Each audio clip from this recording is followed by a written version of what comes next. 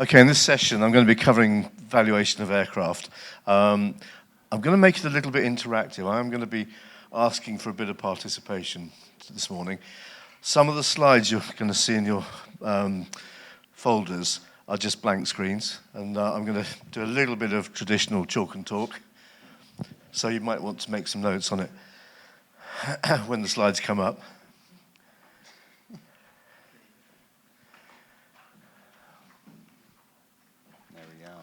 So there we go. So ASA, after my name, stands for Accredited Senior Appraiser. I went through the ASA, that's the American Society of Appraisers, training back in 2020. And I work some of my time within the GSSI Advisory Services team.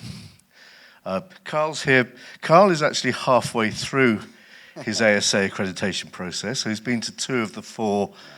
Are you actually physically going to them? Are they? Well, the first 2 are online, and the second 2 is a week-long course in Melbourne, Florida. Yep. So the second 2 are the in-person ones. So Carl's an apprentice on this one, but his role does involve, valuing aircraft for a very different purpose than maybe where I get involved. Do you want to say a little bit about? Yeah. So, obviously I'm in the financing space, but our financings are really asset focused. So a big chunk of what we do is trying to make sure that we have a reasonable asset value. And so for the past 7 or so years, I've been involved in kind of double checking appraisers. We did appraisals until we joined on to JSSI. And so a big part of my job is just making sure that, we value the aircraft correctly. Thanks, Carl. Can I have the next slide, please? So we're going to walk through, I'm going to cover the different approaches to valuing aircraft. There's all sorts of stuff going on out there.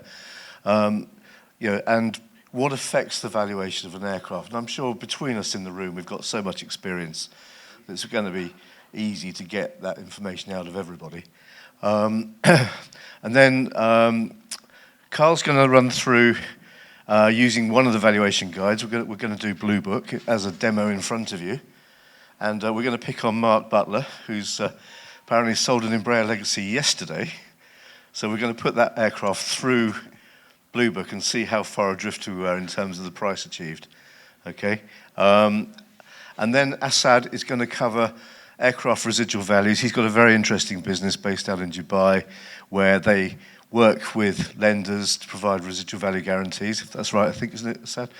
So that'll be the 4th part of this. Hopefully it's not going to be as long as the PPI session yesterday. Next slide, please, thanks. Right, definition of fair market valuation, okay. That is the American Society of Appraisers definition, okay. I'm not going to read it out, you can read it yourselves, but basically willing seller, willing buyer, no pressure to sell, okay, and all have access to everything they need to know in order to make the decision. So, but that is the formal definition by ASA. Next slide, please. Okay, so this is a bit where I'm going to ask everybody to join in. So, can we just go around the room? Anybody want to suggest what affects the value of an aircraft?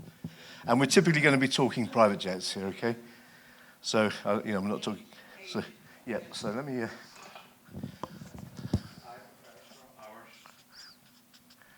So call that utilization, yeah? Yeah.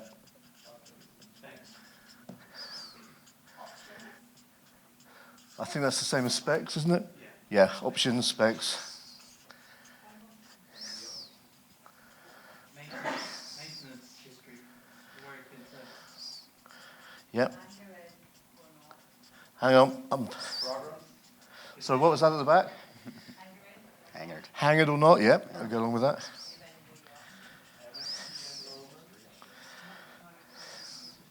What was that? So, programs, yeah, definitely. Sorry about my terrible writing. Okay, so where it's based and if it belonged to a Russian, yeah? Was in Russia at the wrong time or origin.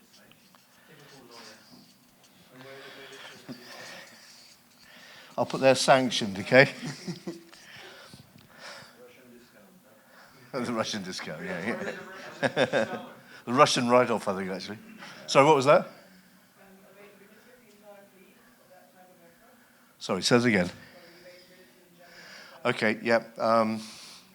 So you're kind of making the point that, you know, if VistaJet went down tomorrow, there'd be so many globals on the market, they wouldn't be worth anything, yeah? That's the...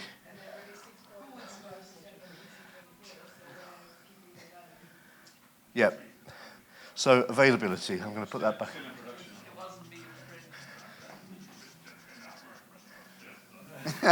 Don't you dare. I'll be fired straight away. It's our biggest client. Sorry, what was the other one? Kyle was not anywhere near this presentation. Yeah, in production, yeah, definitely. Yeah, exactly. I'll be best mates with John Matthews if that happens. So. Anything else? What do you mean by that? Yeah, well, the market track drops on aircraft or the comparisons. Yeah, like sales comparisons. Yep, yeah, no, I kind of get what you're saying. I think Mark's kind of cemented it into, yeah, what else can you buy out there? So comps. I think we're getting there, aren't we? Sorry? Colour. You can always change that. Go on, okay, I'll put it down. Sorry? Can you speak up? I'm getting old, my hearing's going. Okay. So if it's got a zany cabin that's designed... Yeah, okay. Easily defined as Chinese.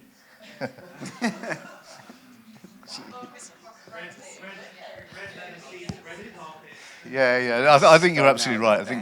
I think you know, I once got involved in selling a Citation Sovereign, which was a completely black and white interior. So all the woodwork was jet black. Everything up to waist height was jet black. Then everything above waist height was white.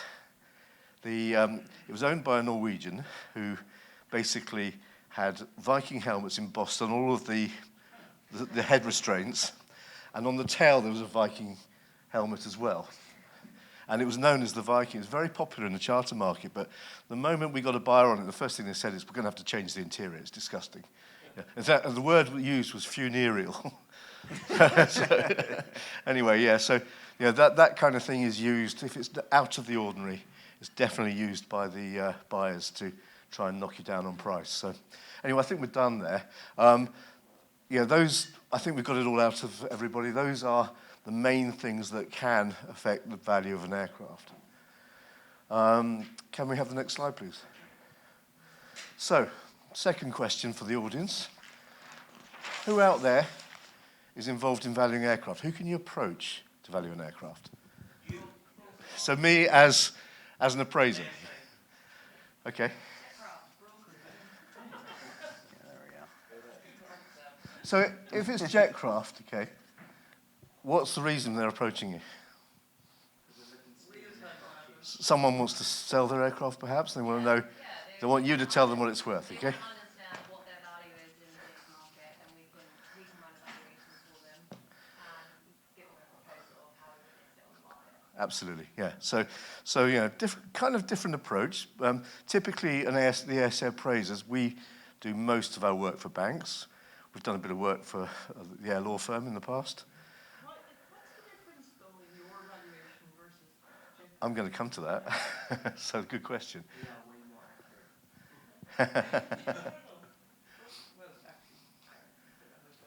Who else can you go to? Apart from, I mean, we're ASA. Who else is out there? Yeah, the reference, the guidebooks. Reference guides.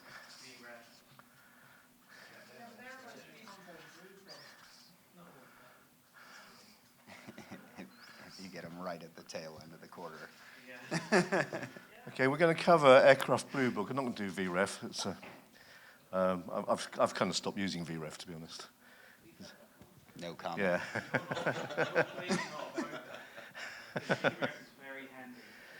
Okay. I mean, I do look at it from time to time just to get a sanity check on what Blue Book's saying. Can you? Okay. Okay. It's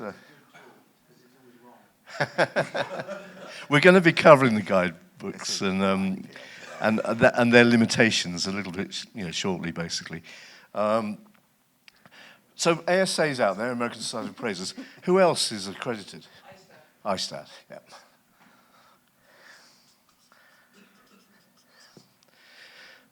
Okay.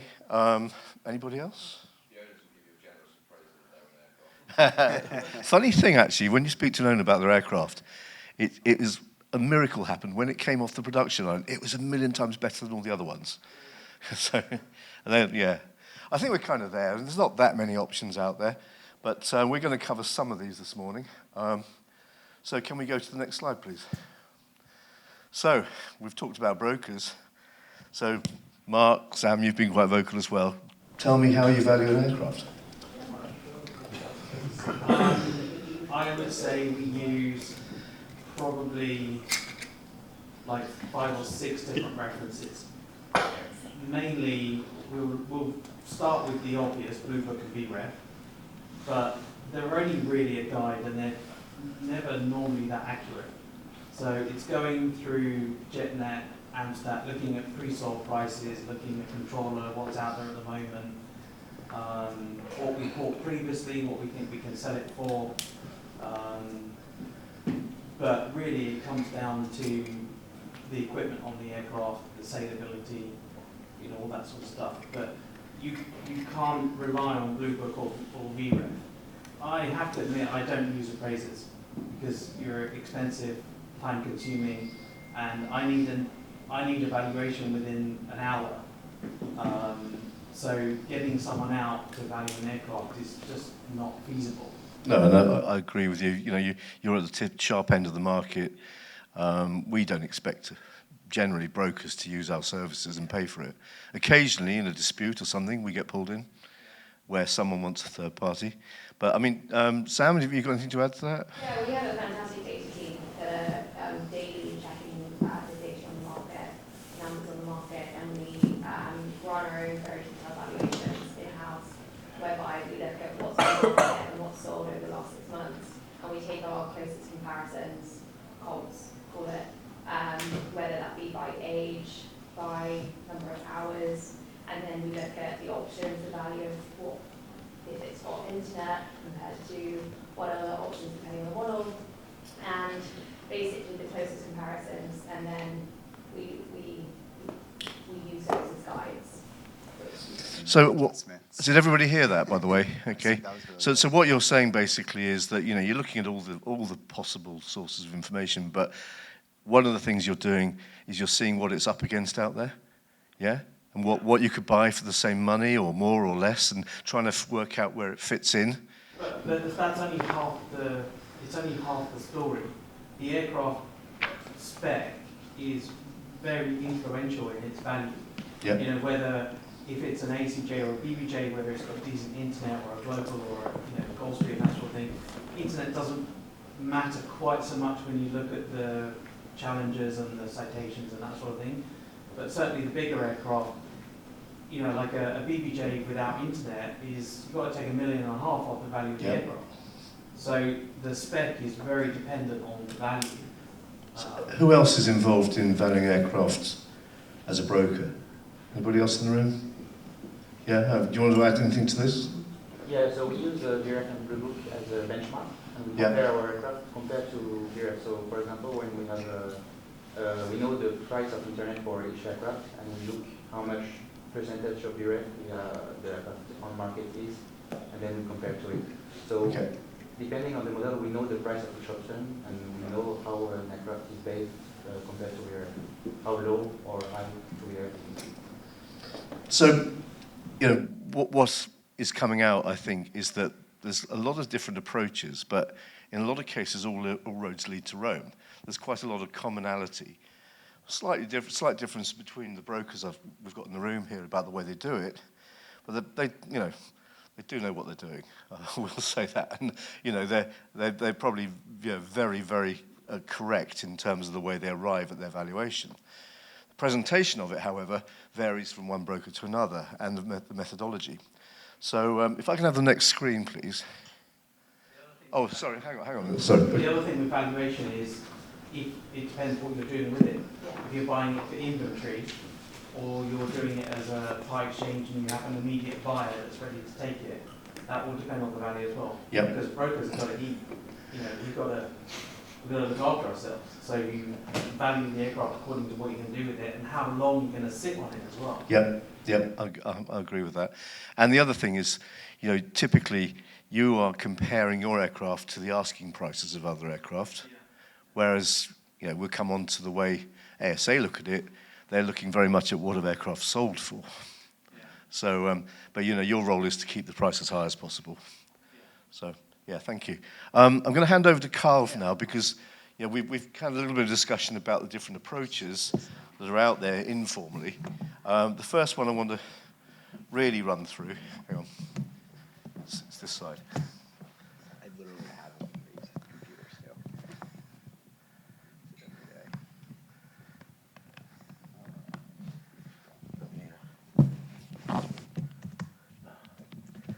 Apologies, I have a computer that is just freezes, and if I don't, no, it's all right. I'll get back in a second.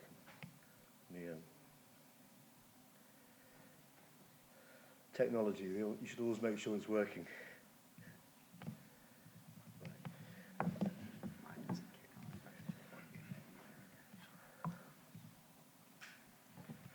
Talk amongst yourselves, please.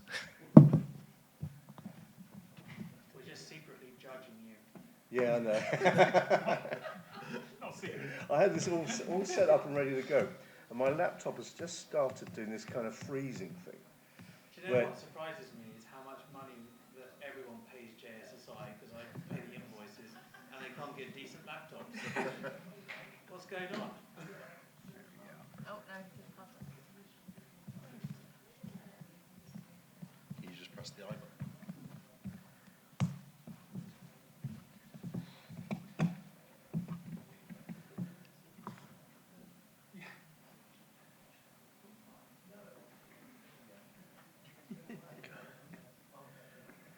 That's how it goes.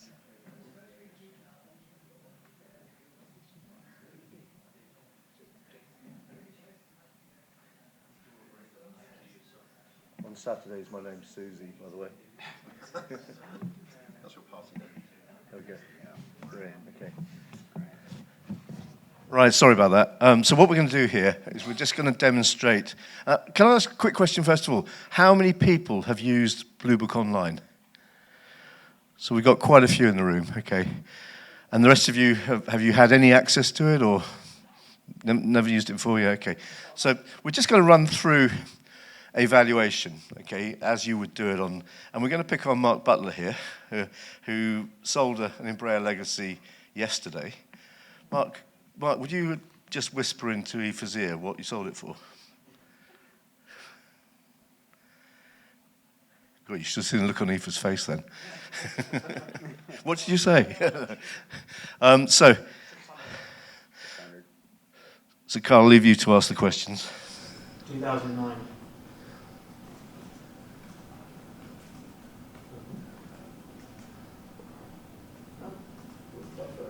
Years. So it's an Embraer Legacy 2009. All right. So once we get into this screen, you know, we're now into the year model.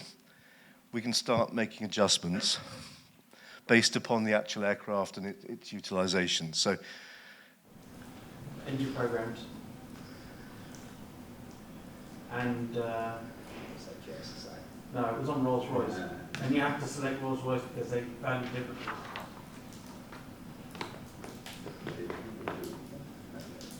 I don't think they let you do different ones. It's on a maintenance program, yes or no? JSSI one, Google. No, I think it downloads the brochure. And airframe. now here's the first comment I'm going to make, is that there are different levels of cover on all the programs. Okay, so it's a very blunt instrument here. You see, they're saying, is it on a program or not? A lot of the programs have light versions where they don't cover LLPs, they don't cover freight, okay? So, and it doesn't make any adjustment for that. So, All right, let's,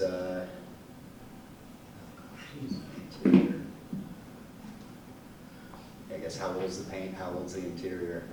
Original. Original, okay. No adjustment. But it's on EEC. Are you gonna have for that? the other point here is this is a new version of Blue Book. They upgraded it about 2 months ago. Yeah, a month ago. It's become more complex.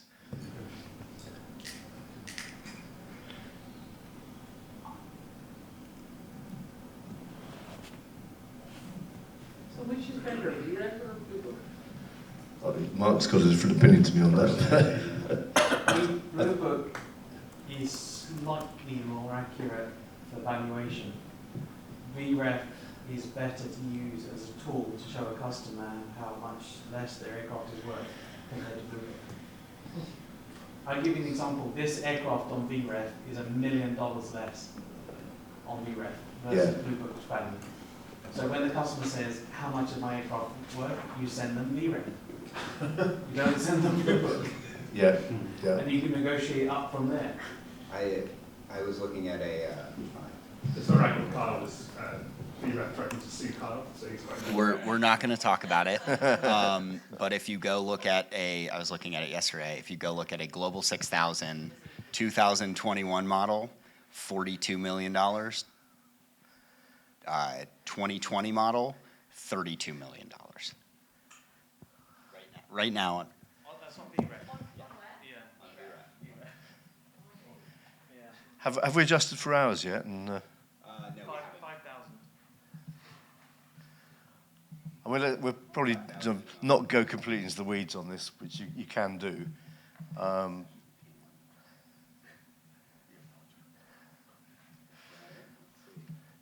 Any major options on it, Mark? Sorry? Any major options that we should be adjusting for? Hang on, let me check.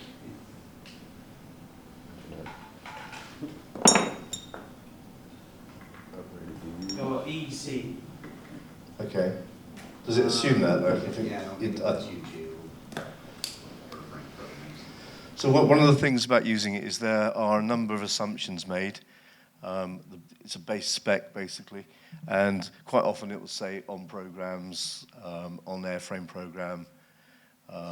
It will list a number of things that they would expect it to have as an average spec, and you only really adjust for things that are outside of that. But have we adjusted everything that's obvious here, Carl? Yeah? I think so, yeah. So we end up with an adjusted retail value of 10,373 for this aircraft. Aoife, what did you say?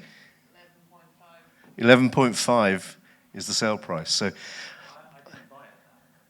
you didn't, No, I bought it less. did you? Yeah. But Blue Book is a guide, but not necessarily correct.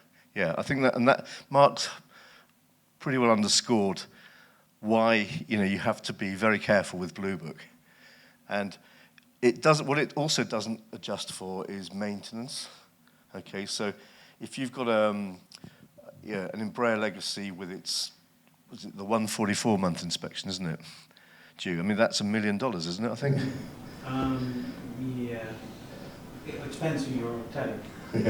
Realistically, 650, 700. Yeah. So I mean. But where do they get their data from? So one of the issues with Blue Book is that it's quite good in a stable market, and VREF is the same because they typically use the previous quarter's sales data.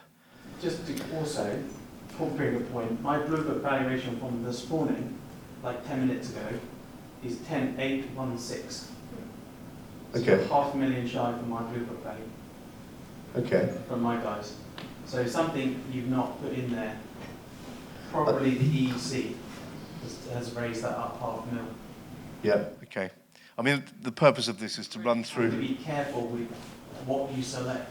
Absolutely. Yeah. So it's a very blunt instrument if you're not using it properly. It's a very blunt instrument if you do. It is just a guide. VREF is exactly the same. Okay, they are not a very accurate pointer of the real value of the aircraft in the market, but they do give you a sense of roughly where the range that it sits in. Okay, and you can print this off. Can you show the report? How Well- much does it stand for the pricing from Bluebook? Yeah, is it the same? Well, they've got access to the same data if they're doing it properly. But they're both from. Yeah, I mean, they're at least a quarter behind the information that they present. So, It's really concerning. Yeah. yeah, Because all of the banks rate VREP and Blue Book. they do, yeah. And they're all, that's the value of the aircraft. The insurance companies are the same. Yeah. But, I mean, it depends on what tile is ticking.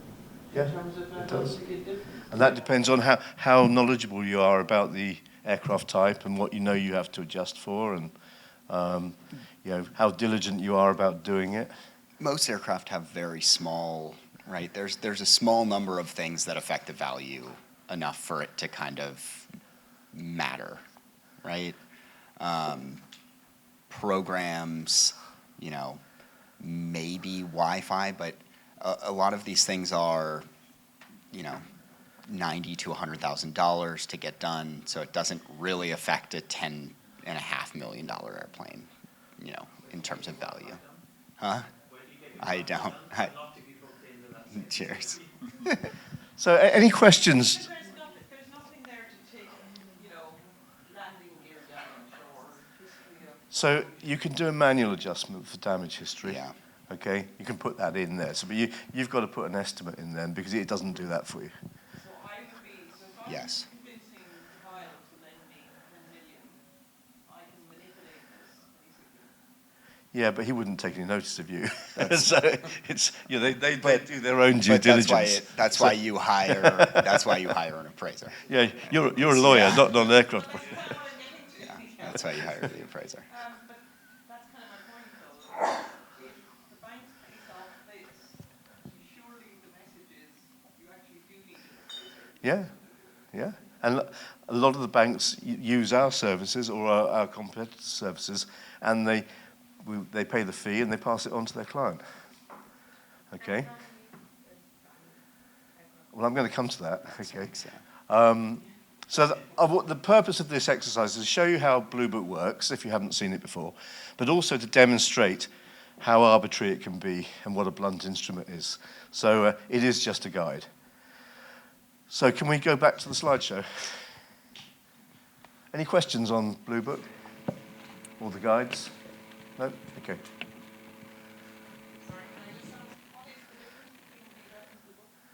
Different people doing it.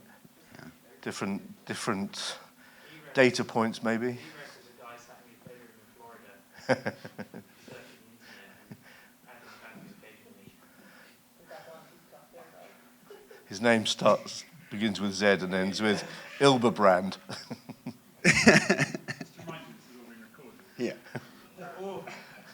Yeah. Okay.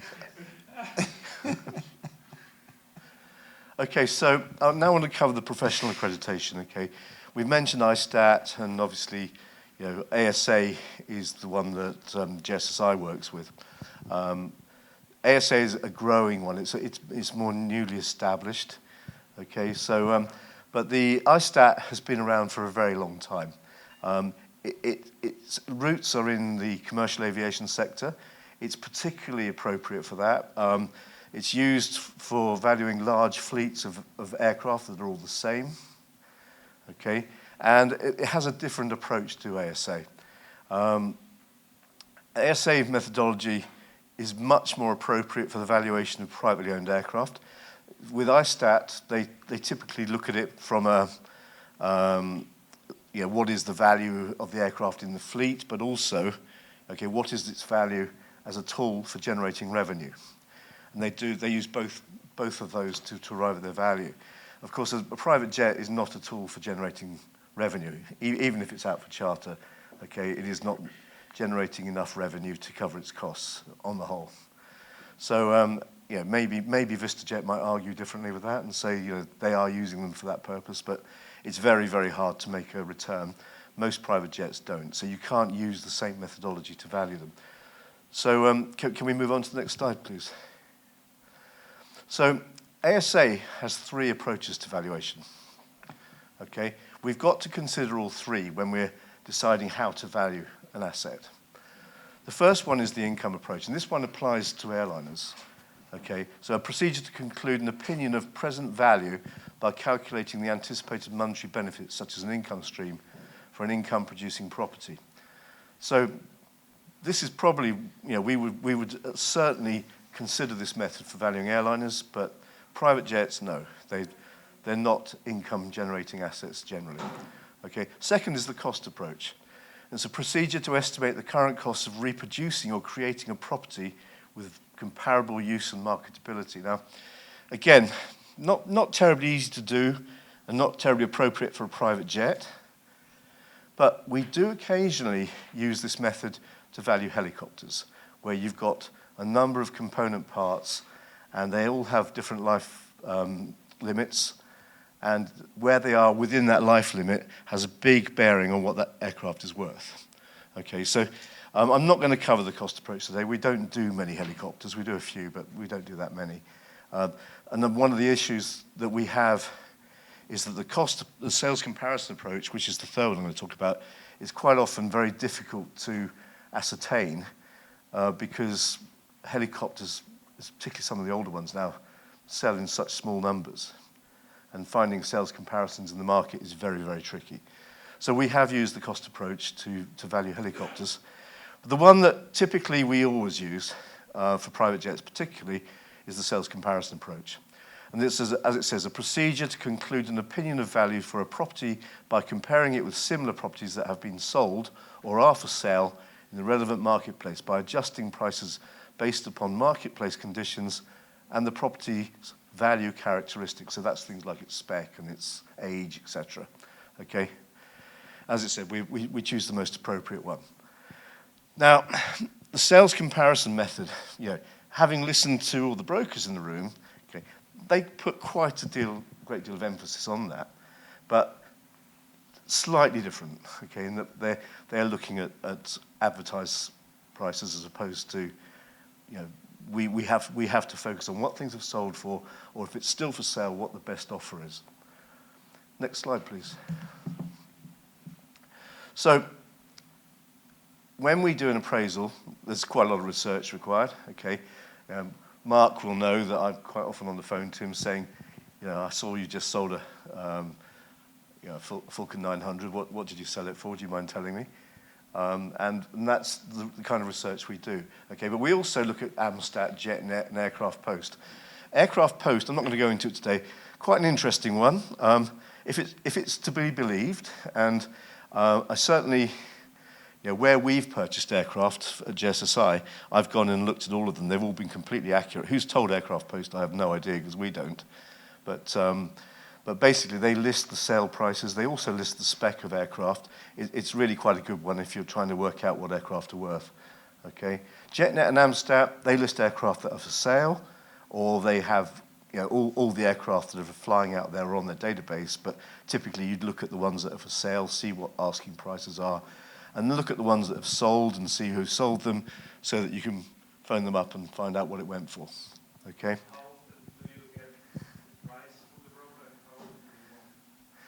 So, I've been kicking around this industry a few years now, and quite often I know the broker, and that helps. So, they will tell me, or I'll get I can't tell you exactly, but it was in the range of 10.1 to 10.3, and I'll go, okay, 10.2.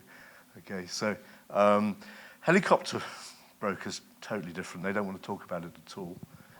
I've had the same experience. I really don't know why. Experience. And I know some of them as well. I've been out drinking with them at conferences, and they're just totally different on it. That's one of the reasons why the cost approach is quite appropriate on helicopters. So that's the first thing we do, is we get on the phone, we find out about the sales comps that we want to use. Okay? We compare the specifications of the sales comparison aircraft to the subject aircraft. So, if you've got one that's got a triple FMS and one that's got a twin FMS, then the triple FMS might be worth more on certain aircraft types. If it's got the latest and greatest cabin management system that everybody wants and the subject aircraft hasn't, that might make the comp worth more, okay?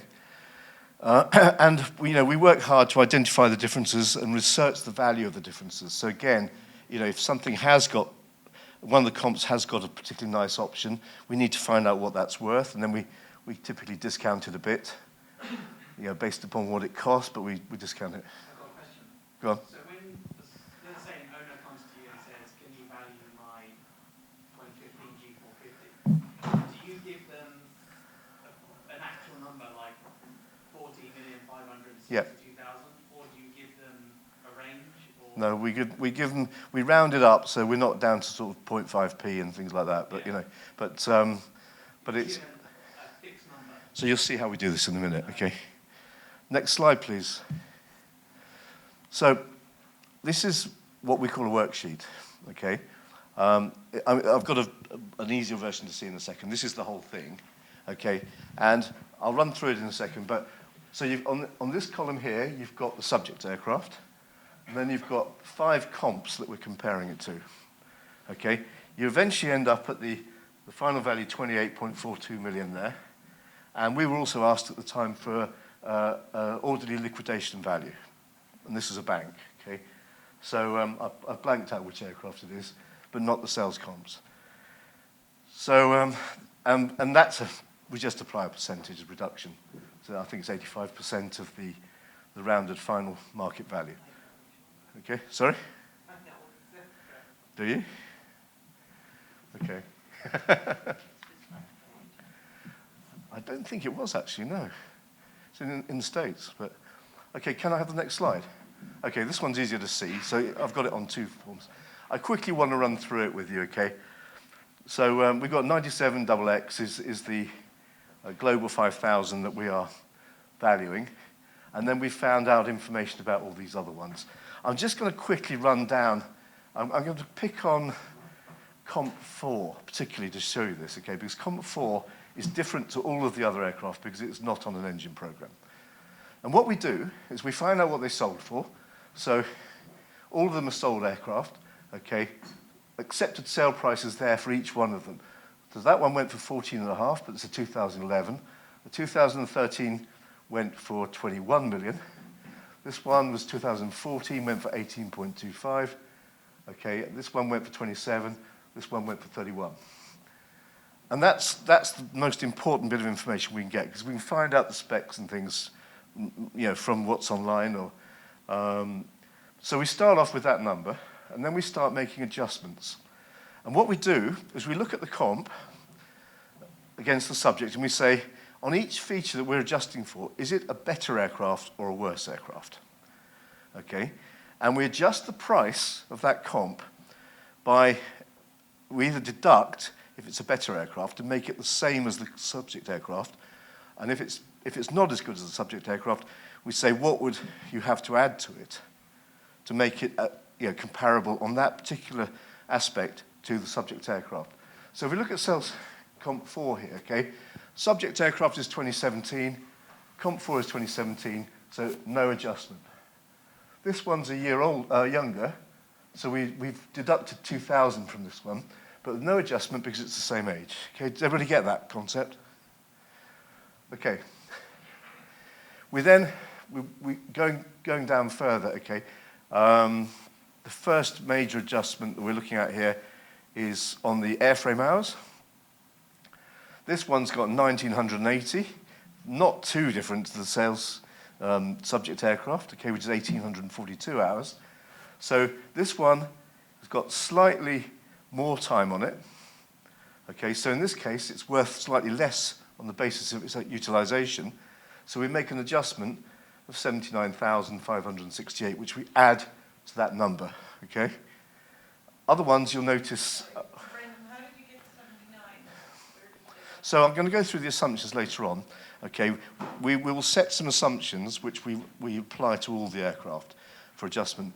With things like airframe hours, we typically use the same adjustment that Blue Book would use or VREF would use. Okay, so literally, they've got it all laid out. They have a year model chart on their program. Per hour basis? Yeah, well, we adjust for year and for hours. Okay, so each one has an adjustment that we can use.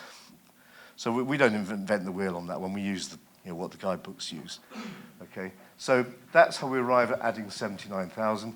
You see on this one, it's got much lower time.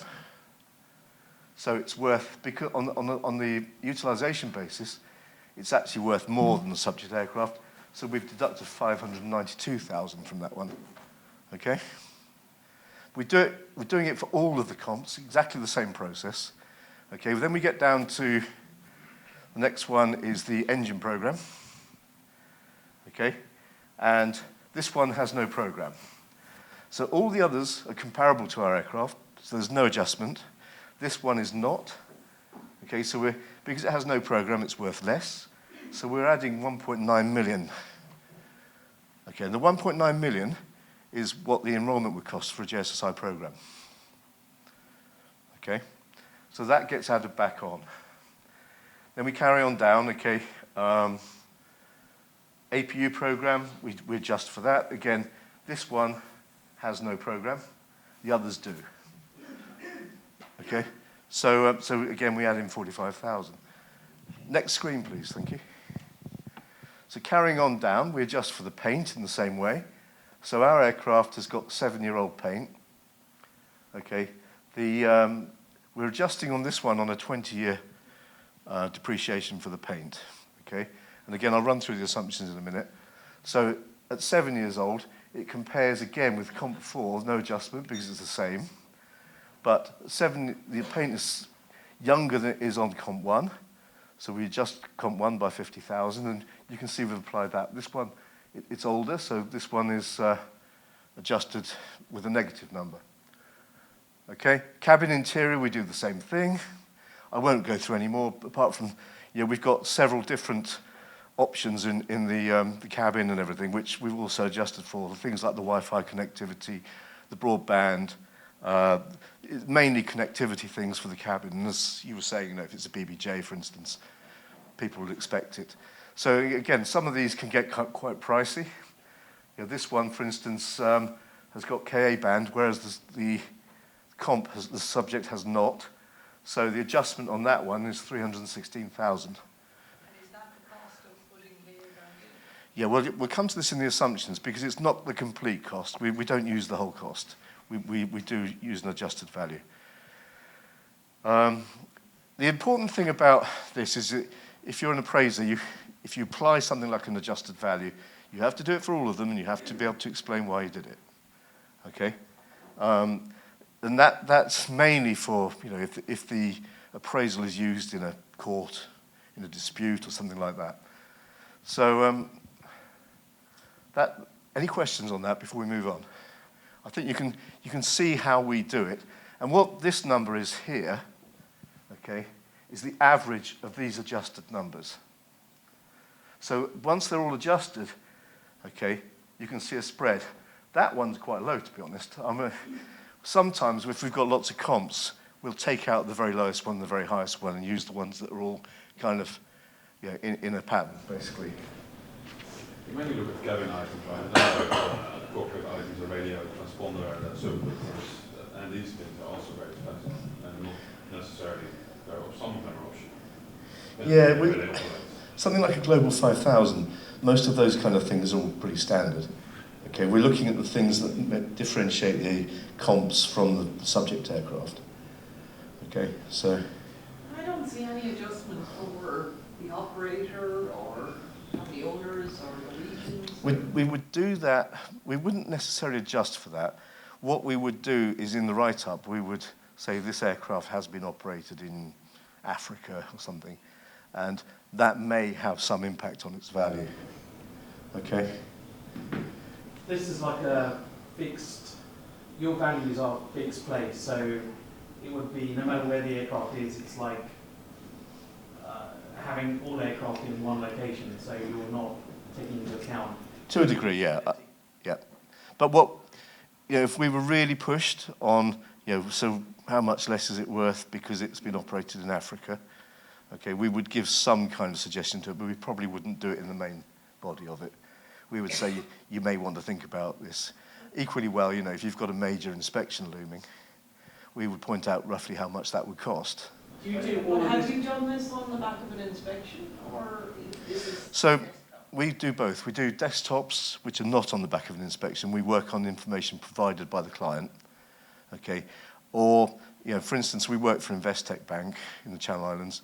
They want the aircraft inspected, so we send one of our engineers to do the inspection, okay? And that costs more because an engineer has to physically go there, you know, particularly if they've got to fly somewhere. The good thing about JSSI is we've got about 70 engineers all around the world, and if they do have to fly somewhere, it's a short-haul flight. You know, I'll give an example. We've done a bit of work for Credit Suisse, and we always said to them, you know, we've got this major representation all around the world with our engineers. So the first time they used this, they was like, we're going to test you. You know, have you got anybody in Argentina? And basically, we didn't have anybody in Argentina, but we had somebody in Sao Paulo who was able to fly to Argentina to do it. So